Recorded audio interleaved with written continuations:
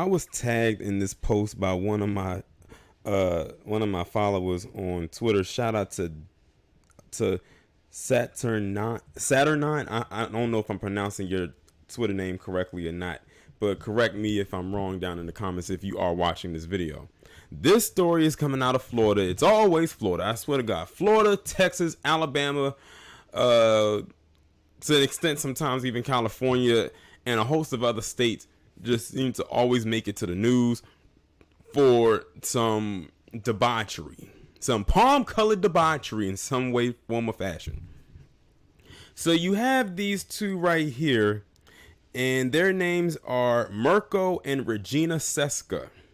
And they are probably two of the worst people on the planet. So basically, before I read the article, they said that they were doomsday preppers. Now, basically what that is somebody getting ready for the world to end. They are getting prepared for the apocalypse. Now, I like how the article put doomsday prepper in quotations, because just hearing that alone just lets you know that these individuals are not playing with a full deck. But this isn't what the story really is about. It's besides the point of them being quote unquote doomsday preppers. But this dad, he's a dad. She's a mom to twin girls.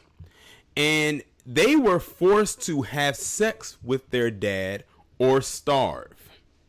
You heard that correctly. Now let me get into it.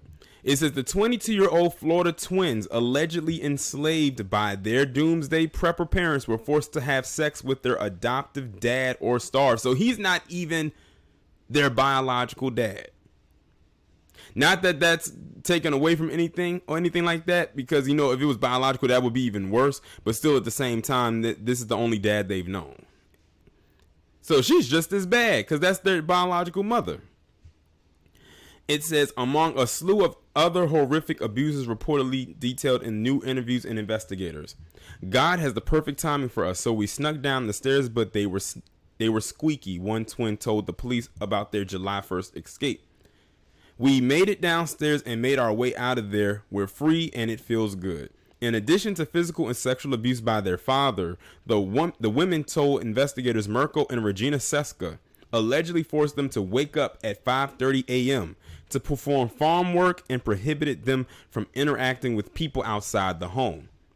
11 days after their alleged escape, Wakulla County detectives reportedly arrested the Ceskas in a raid at their Florida compound, where they found an arsenal of weapons and materials to prepare for the apocalypse. Now it says at their compound, so that lets me know that these two right here have money, because a compound, that's no small like little area. That's a pretty good sized portion of land.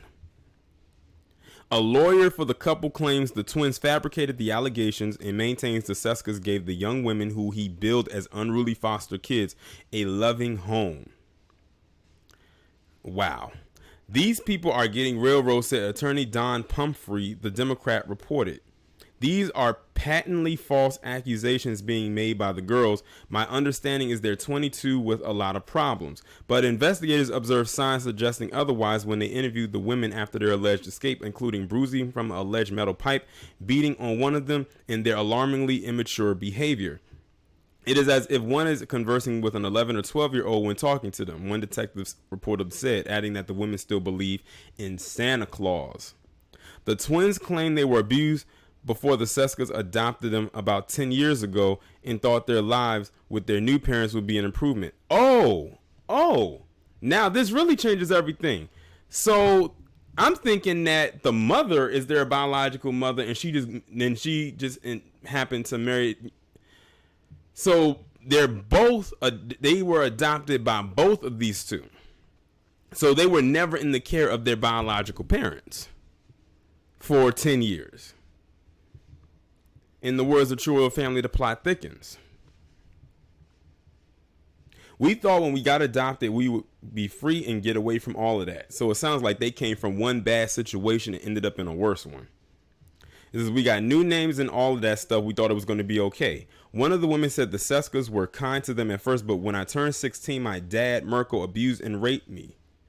The second twin told authorities Mirko began sexually abusing her at the age of 18, sometimes in the presence of his wife. Regina would encourage the abuse, the women reportedly told investigators. She's like, girls, it's okay. He's just trying to teach you, the women allegedly said of Regina.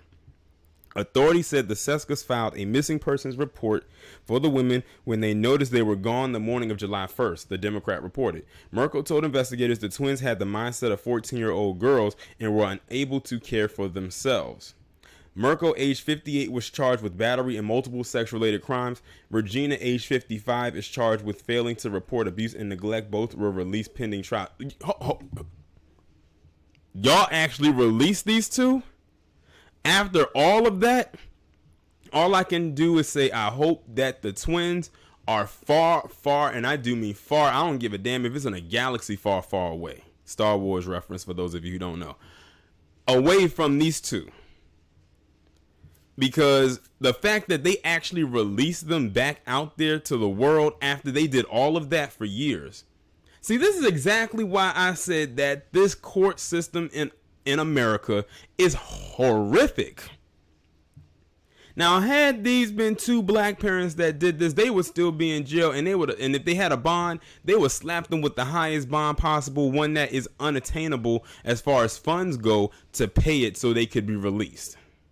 But y'all, they just let them go. They didn't give them a bond or that they had to set to make bail. They just, here, we're going to let you go back out into the street until we can get a court date. And it said pending a court date, meaning they don't even know when they're going to go to trial. Worst case scenario, if they even have a trial. But that's palm color for you. And that's more white on white crime right there. Lamestream media ain't going to really try to touch this one. I swear there's a lot of stuff that come out of that state of Florida. And I think y'all love hearing me say that it's Florida again, just so y'all can have an excuse to send me a Florida story. Because every time I say that, a day later or a couple days later, I get a story coming out of Florida involving something maybe not like this, but something just out of the ordinary. But yeah, like this is some sick stuff right here. I would ask what Me Too is doing, but I think they're starting to fade into obscurity. And you know what? Maybe it's for the best, because that whole thing has become completely tainted in its message. But yeah, y'all let me know what y'all think about this down in the comments below. Like, share, subscribe. I will talk to you in the next one.